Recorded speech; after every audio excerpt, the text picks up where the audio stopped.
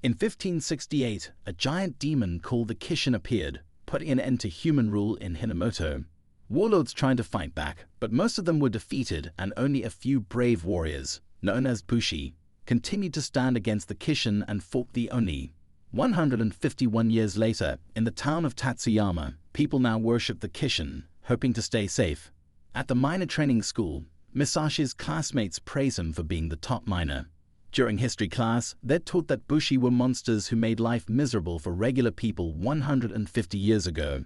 However, Musashi knows that the bushi were actually the only ones who fought against the Oni. He remembers his childhood training in sword fighting with Kojirou, whose father, Jisei, showed them old scrolls that described how the bushi still fought the Oni to free humanity, and inspired Musashi to create the strongest bushi band with Kojirou to defeat the Oni. After class, Musashi visits Kojirou, nervous about graduation and the idea of becoming a miner. He shows Kojirou his pickaxe, calling it his sword for fighting Oni, and asks him to leave town to form a bushi band, but Kojirou refuses, thinking his father lied about the bushi being heroes, so he frustratingly leaves. The next day, Musashi and his class graduate and enter the mines, where they meet their first Oni when it becomes clear they were taught wrong since the Oni are cruel. And one student is eaten before Musashi declares he wants to fight the Oni, but realizes he forgot his pickaxe. As an Oni attacks him, he grabs an ordinary pickaxe to defend himself as Kojirou suddenly arrives with his Kaitetsuki sword and saves Musashi. He gives Musashi his pickaxe, showing he understands Musashi's real dream. Together, they fight off the Oni. Musashi admits he wants to form a bushi band with Kojirou, not because he's afraid, but because he doesn't want to be alone and wants to have fun with Kojirou. Suddenly, a light shines from the sky, and a Kishin appears. Riding the Kaitetsuki, Musashi cuts down Oni one after another, thrilled about forming a bushi band with Kojirou. However, Kojirou isn't as excited since he wants to leave town but has lost his desire to slay Oni. They run into a Kishin and are surprised by how small it is before Musashi slices it in half, but it quickly regenerates. Villagers gather to worship the Kishin, offering sacrifices, transforming it into Engoku Tengu, a massive and terrifying beast. The villagers are delighted, as this is the first time in 5 years that they've seen the Kishin in its true form. As Musashi is lying on the ground, Kojirou prepares to fight, but the Kishin grabs his sword before the villagers warn that the Kishin consumes swords, but Kojirou refuses to let go, so it starts slamming him around. Kojirou remembers his childhood when he was forced to carry a sword because he was a bushi descendant and got bullied for it, but his father, Jisei, reassured him that the sword symbolized bushi pride and that they were the ones who fought against the Oni. Kojirou doesn't let go of his sword, but the Kishin eventually pulls away his sword and eats it before Musashi leaps onto it and attacks its belly. It tries to crush Musashi, but he dodges, causing the Kishin to slam into the ground, tearing its belly open. Musashi falls inside and reappears with Kojirou's sword, returning it to him. Kojirou, remembering his father's words, agrees to form a band with Musashi. Suddenly, a villager announces that a group of bushi is approaching, and the two see a moving castle with bushi riding Kaitetsuki. The bushi captain, Natora Takeda, advises them to move to safety, but Musashi declares they are bushi, having fought the Kishin, and Natora points to the Kishin, which is regenerating. As the Kishin prepares to attack, Kojirou says they should step aside, but Musashi rushes forward, slaying smaller Oni along the way as the bushi wonder if he's really a bushi. Natora watches Musashi approach the Kishin, remarking that defeating it is pointless if they can't protect the people. Musashi charges toward the Kishin, but his attacks don't work really well, so Shunrei pulls him back to Takeda's camp, and Natora warns him that it's too dangerous for a reckless kid to run onto the battlefield, since it usually takes many bushi to control, let alone defeat, a Kishin. Musashi admits he might not be able to defeat it alone, but says he's got to try, fearing he'll regret not giving his all before breaking free and running back into the fight, so Natora allows him, realizing he's willing to risk his life. The bushi prepare to shoot the Kishin's cool horn, but Musashi causes a landslide. It manages to dodge the bush's attack before Musashi jumps forward, but his pickaxe breaks. Kojirou, after speaking with the worshippers, tells him to aim for the horn on the Kishin's navel, as Musashi is left defenseless, but Natora steps in and slashes the horn, killing the Kishin. Natora apologizes for taking Musashi's first kill while, as the Kishin explodes, the bushi absorb its energy. Naotora promises the villagers that his Bushi band will defeat all Kishin and bring peace, acknowledging that some Bushi prioritize stability over fighting Oni, but believes in passing dreams to future generations. The Bushi start cheering as Kojirou realizes Naotora matches his father's description of Bushi. Musashi is still annoyed, but Naotora apologizes for taking their kill, offering a crystal as a consolation prize. He later discovers the crystal is a kaleidoscope with the Aki province seal, matching patterns from the Bushi scrolls, which means that it could be used to locate other Kishin, and they learn that the ultimate goal is to unite the land. The next day, the two leave town and Musashi remarks that he's grateful for Kojirou's friendship and swordsmanship training, knowing that without him, he might have ended up as a miner with no dreams. Musashi and Kojirou agree to avoid fighting while traveling together and have a great time for the first few days, but after a week, they run out of food. Musashi, now hungry and thirsty, blames Kojirou for not bringing enough supplies, but he angrily answers that Musashi left everything to him. Though he had to learn to be self-sufficient, catching fish while Musashi didn't, hearing which Musashi angrily decides to go fish in a different spot. Kojirou begins to question why he's competing with Musashi when a girl named Tsugumi appears. Musashi returns to apologize but finds Kojirou pinned to the ground by Tsugumi, who orders them to hand over their valuables, but Musashi fights her off, realizing she's skilled but not very strong. Tsugumi then tries to seduce Musashi, but he doesn't fall for it, explaining he's been trained to resist such tricks, so she reveals her weapons. But a horn signals that it's past noon and she'd eat with their vehicle. Tsugumi meets Hideo Kosameda, apologizing for being late but having successfully stolen the Kaitatsuki from Musashi and Kojirou as instructed. Hideo praises her, and Musashi and Kojirou follow the trail of the Kaitatsuki to Kosameda Bushi Fortress. They enter and meet Tsugumi, who explains that Bushi castles can move because of the people living there, and tells them about her sister Tsubame, who was killed, leaving her all alone, which Musashi relates to, revealing how he's also alone. Hideo invites them to dinner and suggests they join Kosameda Bushi to fight Onai in the area before Musashi asks about Kaitetsu hearing, which Hideo realizes they don't know what it is and has them arrested. Tsugumi visits them later, saying she's worried about the safety of the townspeople before breaking down in tears. Kojirou uses a chain and hook to grab the keys, allowing him and Musashi to escape from Kosameda Castle prison. They find their vehicle, the Kaitatsuki, but still need their weapons, and while searching for them, they notice a large group of Kodama Onai heading toward the castle. Hideo tells Tsugumi about the Onai attack and orders total mobilization as she remembers Musashi's advice and disagrees with Hideo's plan, which makes him angry. He pretends to be upset, saying he treated her like a daughter, but she doesn't understand his care and expels her from the group, warning that he'll pretend it never happened. As she obeys him, so to avoid being disowned, she reluctantly agrees.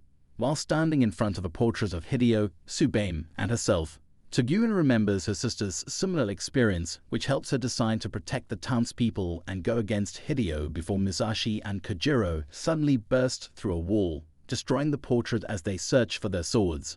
Tsugumi tells them they must stay locked up, but Musashi doesn't care about Hideo's rules, believing she's stronger than she thinks and inviting her to join them to fight the Onai, hearing which, she agrees to lead them to their weapons. Once they have their swords, they head to the square where Hideo has gathered the townspeople, intending to send them into battle, but Tsugumi throws smoke bombs, saying Bushi should protect people, not send them to fight, while Musashi and Kojirou knock out the guards using the smoke as cover. However, Hideo's threats keep the townspeople from escaping, so she fights him to give them courage, and although she gets overwhelmed, she spits blood in his face to reject his control and fights back, defeating him, inspiring the townspeople to escape. Musashi and Kojirou rescue Tsugumi as the castle falls during the Kodama Onai attack. Musashi and Kojirou are asked by the villagers to take Tsugumi with them when they leave, but she's confused, unsure of why the villagers suddenly want her gone, so Musashi asks them to clarify, and they explain that they aren't trying to get rid of her. They're trying to protect her from Hideo, who was once involved with Tsugumi, became obsessed with her after a betrayal, and the villagers fear that he might try to control her again if he finds her. She insists she won't listen to him, but as she thinks about, she starts doubting herself and becomes upset, crying because she doesn't want to leave her home. The villagers offer to protect her, but this only convinces her that she should leave to keep them safe, so she asks Musashi if she can join them, and he agrees. Later, he asks her why she changed her mind, to which she admits that she's scared that if Hideo manipulates her, she might end up harming the people she cares about, and that she feels weak because she can't fully let go of him. Musashi consoles her, saying that it's difficult to let go of someone who feels like family, even if they aren't blood-related. She explains that Hideo isn't her biological father, but Musashi understands, as he viewed Kojirou's father as his own, after which the group leaves the village, with children crying as they say goodbye to Tsugumi. On their journey, they discuss Kaitetsu blades, and he encounters Shiro Inukai, who lends him a Kaitetsu blade to defeat an Oni. Musashi uses it but breaks the sword, so Shiro remarks that there are powers before disappearing with his servant, leaving Musashi and his friends confused. Later, they head to a market to get their own Kaitetsu blades. At the merchant market, Musashi excitedly watches all the Bushi warriors before Tsugumi explains that Kaitetsu-sen is the currency used here, and Kaitetsu blades are the market's highlight, typically saved for the last day. While they're eating, a Bushi asks which band they belong to, so Kojirou says they don't have a name yet, making the Bushi laugh. Tsugumi then asks Musashi why he wants to hunt Oni, and he explains that it's their dream to have the best Bushi band. She doesn't fully understand what it means to be the best, but she tells them that they need a leader to know who gives orders, so Musashi suggests Kojirou as captain, because he doesn't have a family name, and reassures him that he's fine with it.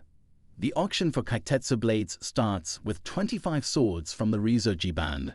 Musashi isn't sure how to choose, but a woman named Michiru Osafune, the leader of Ryuzoji band, advises him to pick the one that he feels drawn to, so he selects Enma's Odachi, which Tsugumi finds plain, but Michiru praises his choice.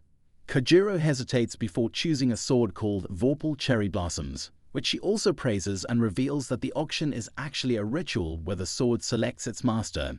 Musashi goes for the trial but fails before she explains that some souls aren't compatible with Kaitetsu blades, shocking him as he realizes he might not become a Bushi. Later, during an Oni attack, Kojirou uses his new Kaitetsu blade to protect Musashi and others before Shiro appears again, noticing Musashi's struggle and remarking that he might belong with them. Shiro is excited to meet Musashi, whose black stones are the source of his power.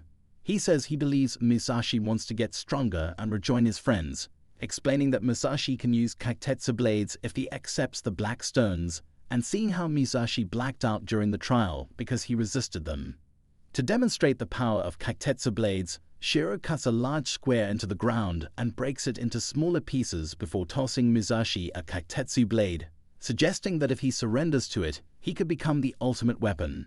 Musashi declines, saying he wants to fight with his friends, so Shiro then suggests turning Musashi's friends into swords to keep him company, and pushes him into the pit with the Kaitetsu blade. Meanwhile, Kojirou, Tsugumi, and the other Bushi are heading towards the Kishin. She worries about leaving Musashi alone, but Kojirou explains they can't help him and should focus on fighting the Kishin. She asks about Musashi's black stones, and Kojirou explains that Musashi comes from a family of farmers, unlike Kojirou's Bushi background. Shiro's companion, Nano, brings dinner and asks about Musashi, so Shiro reveals he threw him into the pit to turn him into a sword. In the pit, Musashi grabs the falling Kaitetsu blade to stop himself, but black stones start covering his body. He has to choose between letting go and burning alive or embracing the black stone's power, so he tries to climb out, but the goddess within him intervenes, causing him to fall into the magma. He wakes up in a weird place where the goddess urges him to stay with her forever, but he refuses, remembering his friends and his desire to help them. Despite her efforts to break his spirit, Musashi resists, determined to return to his friends, while Kojirou, Tsugumi, and the other Bushi reach the Kishin. The Bushi find a headless Kishin and think it's dead, but Tsugumi warns them that it might still be alive because it hasn't turned into Kaitetsu yet. Kojirou inspects the body, finding no weak points, suggesting the Kishin's horn might be on its head before Shiro arrives and confirms the horn's location. A group of Bushi surround him, asking where the head is so they can kill the Kishin, and claim the Kaitetsu, seeing which he quickly kills the Bushi, revealing that he's a sword hunter looking for Kaitetsu blades. The remaining Bushi try to fight him, but Shiro easily defeats them and recognizes Kojirou, telling him that Musashi has become a Kaitetsu blade, hinting that Kojirou will soon join him. Meanwhile, Musashi, who has turned into a black stone, is pulled from magma by Nano. The obsidian goddess is frustrated because Musashi's revival has thrown off her plans, but he wakes up surprising Nano. who thought he was turned to stone. Realizing what's happened, he rushes to the mountaintop, thanking Nanao for her help. That night, Musashi visits Jisei to apologize for his earlier behavior, but he says he understands, saying that Musashi's friendship helped Kojirou. Jisei offers him a place to stay, giving him a new home which he agrees to. Shiro becomes angry when the Bushi try to escape, killing the cowards but sparing Kojirou, admiring his bravery.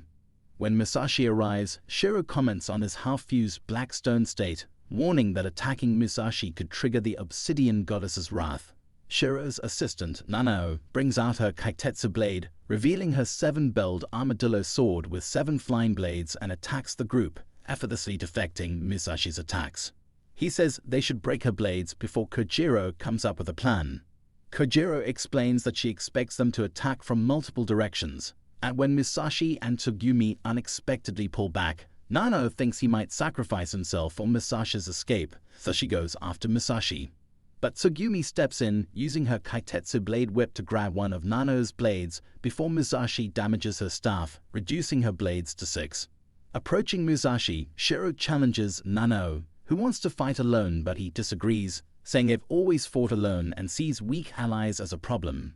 Growing bored with the goddess not doing anything, he activates his blade ring to reveal his full power and creates a light cube, trapping many Bushi before releasing smaller cubes. As Musashi falls, time stops and the obsidian goddess appears, acknowledging Shiro and Nanao as their enemies.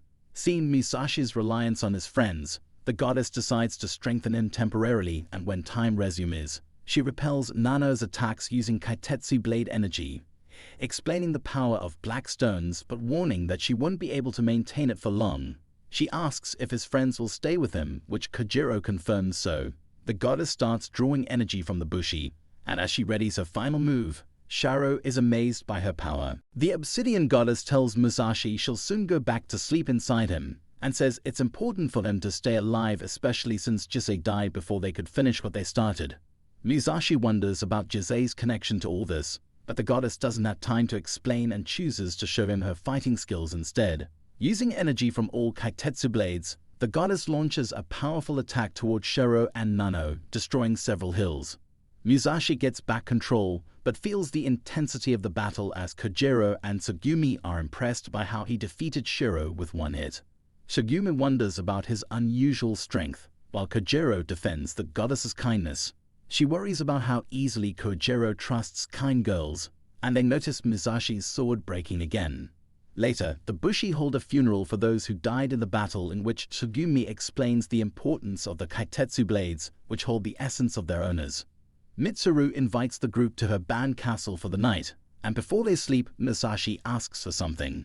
The next day, she says Musashi will try the sword trial again, in which he chooses the same sword and easily passes the trial, exciting the onlookers. Musashi talks to Kojirou about seeing Jisei during the trial, but Kojirou doesn't remember much, while Musashi wonders about Jisei's connection to the goddess, and Nanao reveals that they're chasing a criminal who has the goddess. As the Bushi leave, Kojirou regrets not learning more from his father and decides to explore outside their village. With supplies, the group looks at a map, excited to explore Hinomoto and agreeing to go east. As they're going through a forest, wearily pushing the Kaitetsuki in the hot weather, Kojirou remarks that they might be lost since the map didn't say anything about a forest, so Tsugumi annoyingly starts arguing with Kojirou. Musashi says he should try driving, and although Kojirou and Tsugumi agree, they decide to scare him by letting him go alone. However, they're all ambushed by an octopus jar's green oni. Seeing Kojirou and Tsugumi captured, Musashi notices another person as well and remarks that these oni never seem to get any less monstrous, but isn't helpless against them anymore. After defeating the oni and absorbing its power, he saves Kojirou and Tsugumi and starts ripping open another part to save the person captured. He finds a young girl who points out that he's bleeding a little and thanks him for rescuing her, and an old man, referring to her as Princess, worries about her safety. She introduces herself as Michiru Saruatari, daughter of Lord Nobumitsu, and reveals their journey to the port of Harima for a final battle. The group joins her on her tank-like Kaitetsuki as Musashi senses a change in Michiru's behavior and tries to connect with her. Despite her silence, they discover they're from Bichu and head to Harima to fight a Kishin. Michiru tells them about the legend of the Black Kishin, a powerful Onin divining Hinomoto, and the old man tells them about the danger of the Kishin's growth and how they need to defeat it. He believes Tatsuomi Yasuji can accomplish this, and leaves with Michiru as Musashi and Kojirou reflect on their revelations and decide to examine their scrolls further. Learning about the obsidian goddess being sighted at Mimasaka's eastern mine, they decide to head to Harima Port to find out more about Kojirou's father, which brings us to the end of the season. Thanks for watching, and we will see you next time. Most anime these days are straight up trash, ranging from the laughably bad to the middest of the mid, but one day as I was scrolling through Chrome on incognito mode for no suspicious reasons, I saw that this anime's name was Orient, and that name spoke to me not literally. The story revolves around a 15-year-old boy named Musashi and takes place during Japan's Sengoku period. At the time, Japan is ruled by Oni, and Bushi are condemned as taboo figures. Musashi disguises himself as a miner, blending in with others who have been brainwashed to believe that the Oni are their saviors. They are fed lies, painting the samurai as malevolent beings. However, Musashi sees through the facade. He possesses a unique power and is determined to confront the demons with the truth. Since Musashi is so weak at the start, I wanted to become his Japanese sensei, but he already has a goddess, so I want your help in spreading this action-packed story by liking this video, commenting below, and subscribing to the channel. Musashi, along with his friends, Kojirou Kanemaki and Tsugume Hattori, arrives at Harima Port, where Shiryu Castle, the mobile citadel of the Yasugi band, is stationed. Upon their arrival, Kanatatsu Nao, the accountant of the Yasugi band, denies them entry into Shiryu Castle. However, their fortunes take a turn when Naotora Takeda, the captain of the Takeda band, makes a surprise entrance and grants them pardon. Kanatatsu dutifully escorts Naotora as she heads to meet with Tatsuomi Yasuji, the leader of the Yasugi alliance and captain of the Yasugi band. Shunrei and Aoshi, the respective vice-captain and second-class general of the Takeda band, inform Musashi, Kojirou, and Tsugume that the Yasugi alliance will be going to Awaji Island in order to battle the serpent-like Yamata no Orochi. Yamata no Orochi is one of the four blights, which are offspring of the Black Kishin. After sneaking into Shiryu Castle, Musashi unwittingly encounters Tatsuomi on rooftop. Tatsuomi says that all Bushi got family waiting for them, and he comes here before a battle to remind himself that. Musashi wonders if Tatsuomi is a Bushi, and he confirms. Musashi explains he is also a Bushi and is 15 years old. Tatsuomi wants to protect young Bushi from dying needlessly. Kanatatsu arrives and says this is Tatsuomi Isugi. Musashi is excited and wants to ask him something, but Kanatatsu says he's not part of their family, just an outsider. But since Musashi is with Naotora, Tatsuomi orders they take him to the barracks. Musashi feels hopeful. They've managed to infiltrate the castle and might find clues about his father. They're given new clothes and Musashi gets separated from the others. In a room with other Bushi, he realizes his knack for assessing hierarchy can help him assert himself. Katsumi Amako expresses a desire to determine the strongest among them to take command. He introduces himself as the son of Hizumi Amako, the leader of the Amako Bushi. On the other side, Akihiro Shimazu steps forward, identifying himself as part of the Shimazu Bushi. Concerned about the impending peril of the battle, a veiled Bushi approaches Musashi. It ends up being Michiru Saruatari, which surprises Musashi. Two female Bushi remark that the commander of this squad will be able to meet the bigwigs of the Yasugi Bushi. Inspired by this, Musashi decides to join the fray. Katsumi is fine and turns his sword. Katsumi decides to take out the weak one first, but Musashi easily defends against his attacks. Musashi eagerly anticipates facing the samurai to test his skills. When he successfully blocks Katsumi's EI strike, it catches Katsumi off guard. Harugisa Shinmazu instructs Akihiro to take down both Musashi and Katsumi. Akihiro obeys, effortlessly separating the two and sending Musashi staggering backwards. Akihiro defeats Musashi, dismissing his swordplay as insignificant. Moments later, Musashi regains consciousness to witness Katsumi's defeat at Akihiro's hands. Determined to rejoin the fight, Musashi is informed by Akihiro that he's already out of the match. Musashi realizes he lost. He asks for amends and accepts Akihiro as their leader. They need a strong leader to fight the Kishin, and Akihiro had amazed Musashi. Katsumi accepts it too. However, Akihiro confronts Musashi and Katsumi about their hidden agendas. Later, the Shimazu squad is selected for the initial deployment to Awaji Island. The next day, aboard the ships, Musashi disagrees with Akihiro's plan to claim credit for the decisive blows after others pin down the enemy. While peeling potatoes alone, Musashi strikes up a friendship with fellow squad member Kijinosuke Noguchi. Meanwhile, Kuriko Usami reveals that Kanatatsu will lead the first deployment. Suddenly, a horde of Kuchisek Oni, offspring of Yamata no Orochi, swarm the ships, catching everyone off guard.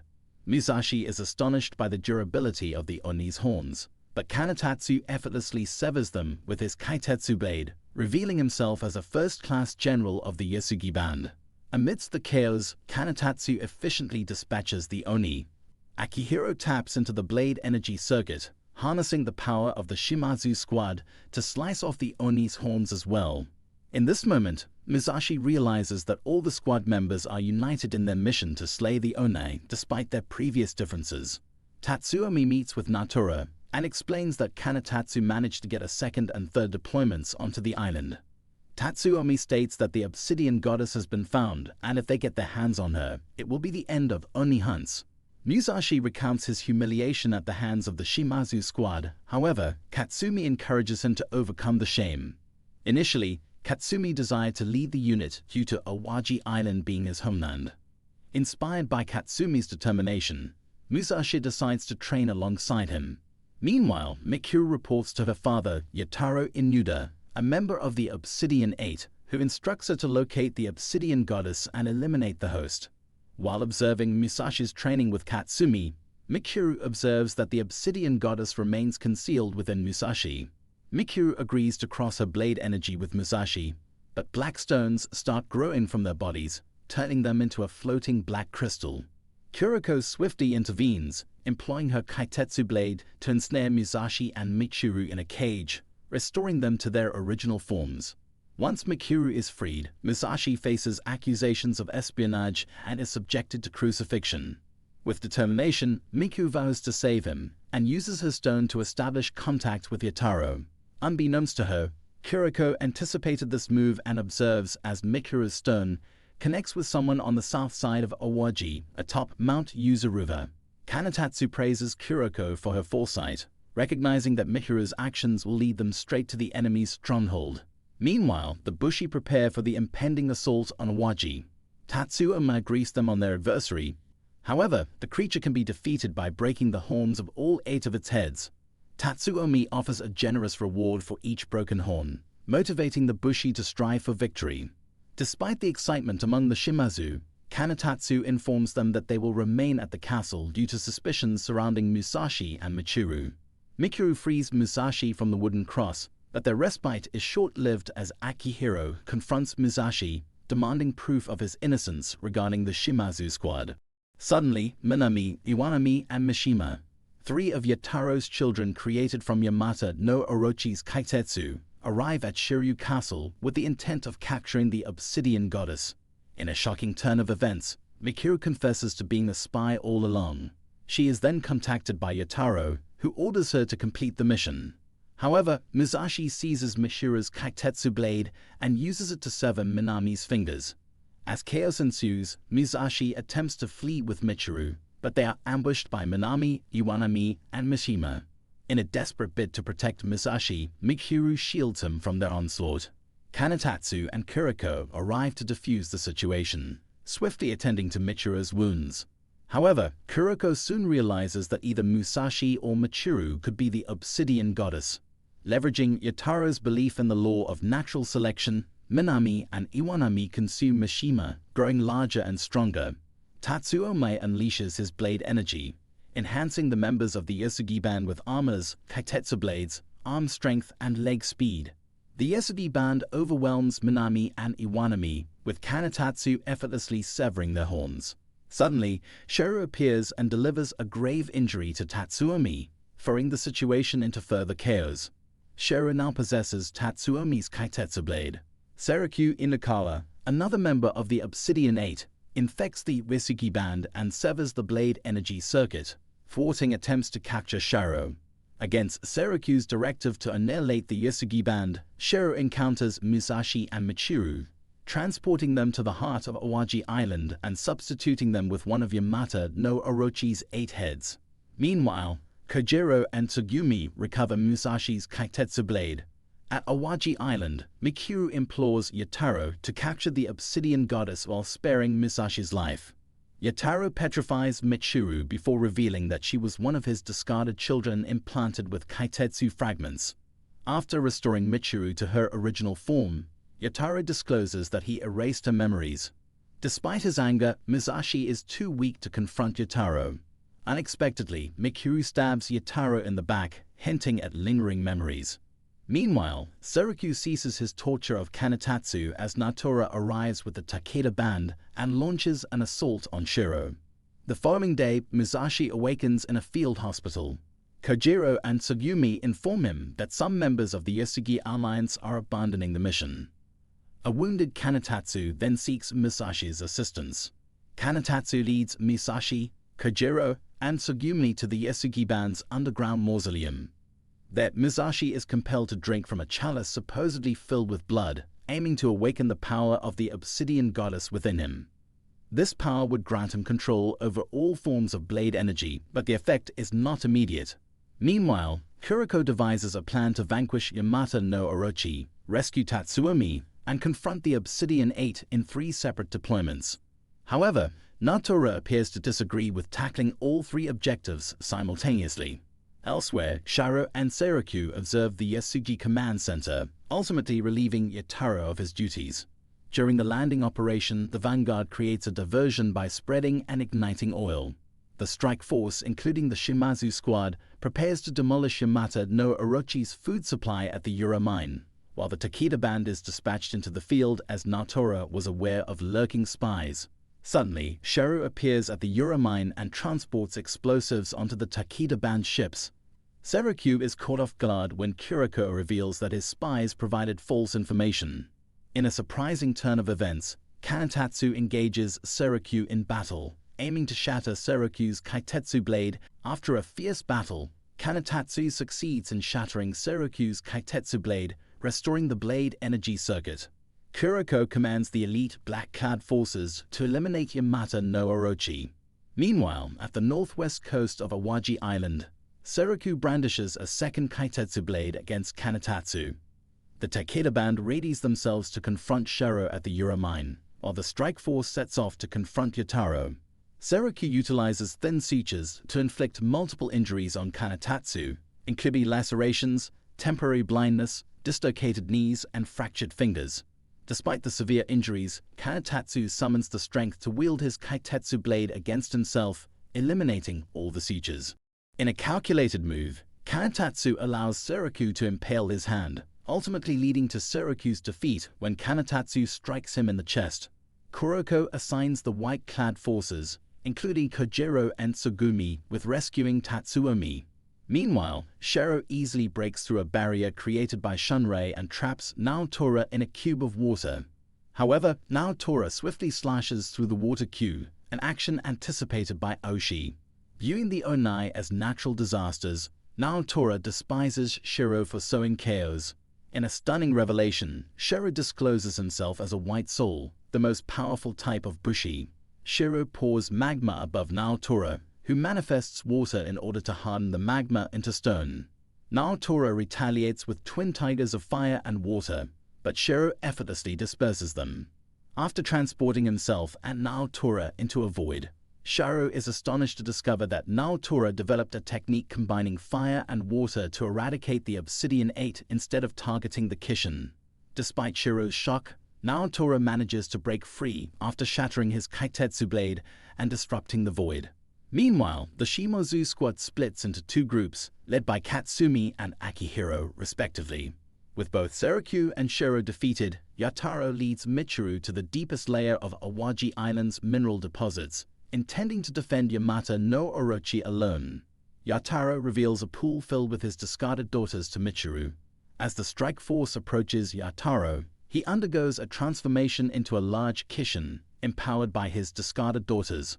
Despite Akihiro's singular focus on targeting Yamata no Orochi, Katsumi reveals to Musashi that Akihiro seeks glory and wishes to leave a mark in history by breaking the Kishin's horn. Yataro transforms his daughters into Kaitetsu blades, decimating the strike force except for the Shimazu squad. Additionally, Yataro's Kaitetsu blades emit beams, thwarting Akihiro and the Shimazu band's attempts to form a blade energy circuit. Seeing this, Musashi resolves to aid Akihiro and his comrades.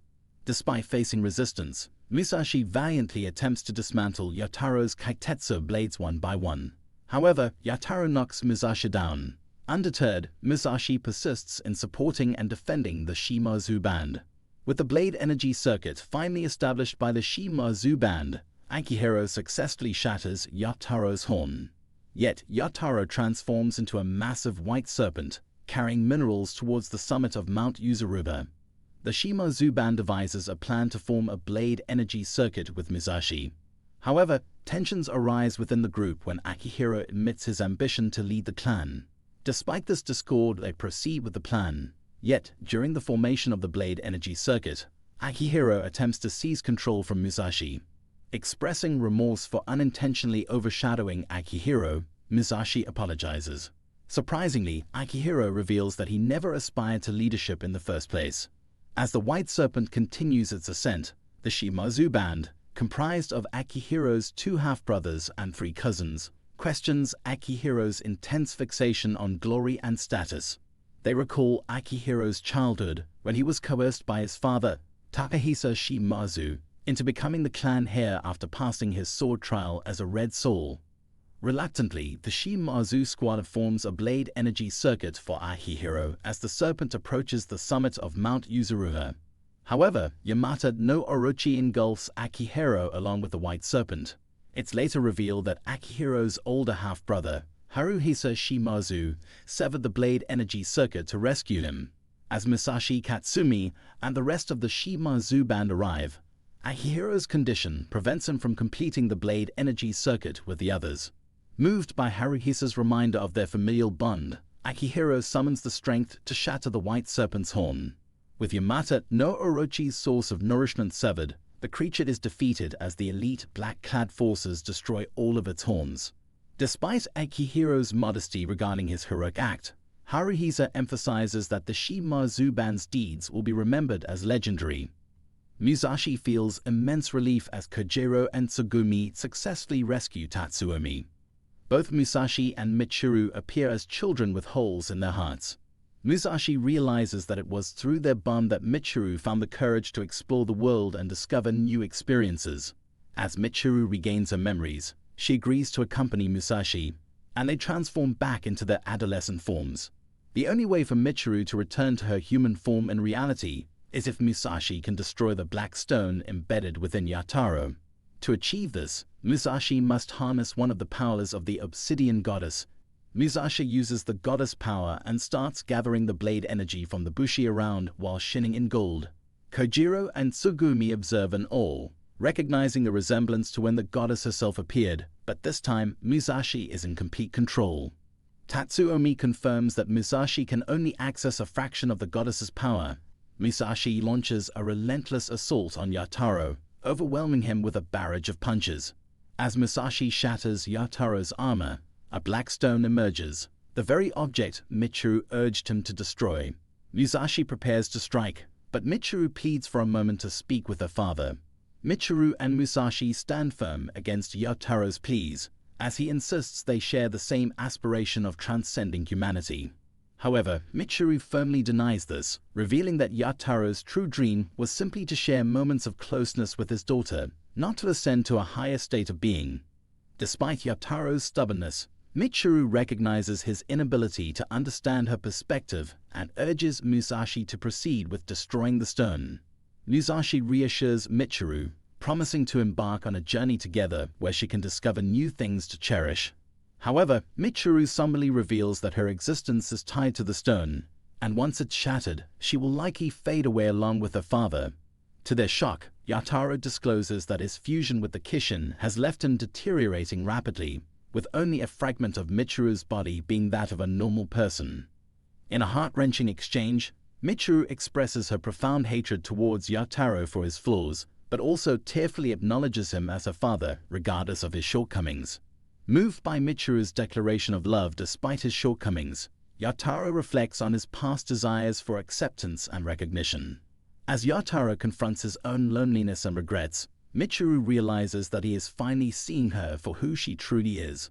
Overwhelmed with emotion, Michiru leaves with Musashi, breaking the stone and causing Yotaro's body to transform into Kaitetsu. 2 weeks later, a solemn ceremony is held to commemorate the liberation of Awaji Island. During the event, Tatsuomi makes a solemn promise to Kojirou and Tsugumi, expressing his determination to reach out to the captains of the Takeda, Tokugawa, Hojo, and date bands in order to search for any records related to Jisai Kamaki. Meanwhile, Michiru is granted the opportunity to spend a day exploring the town with Musashi.